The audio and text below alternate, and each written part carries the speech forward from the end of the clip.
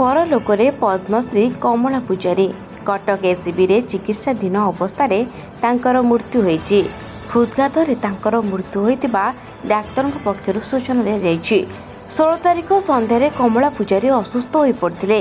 परिवार लोके तांकु जयपुर जिला मुख्य चिकित्सालय रे भर्ती करथिले। सेठारे 8 जणिया डाक्तर टीम तांकर स्वास्थ्य अवस्था अनुधान करथिले। सेपरि 18 तारिख रे कटक बड़ मेडिकल को आईसीयू रे भर्ती करा जायतिला।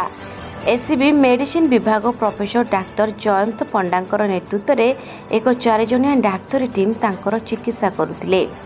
मेडिसिन विभाग, नेफ्रोलोजी विभाग और पल्मोनारी मेडिसिन विभागर 4 जण डाक्तर को नहीं एही डाक्तर टीम गठन करा जायतिला। सेमाने कमला पूजारींकर चिकित्सा करुथिले।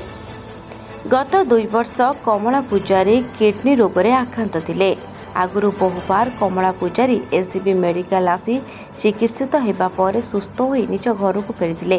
कोरापुट जिला पात्रपुट ग्रामर कमला पूजारी लोप पाइथिबा 100 रु ऊर्ध्व स्वदेशी धान बिहन किसम जिनिस जमी चाष करी सेगुड़िकर संरक्षण करिसेंती।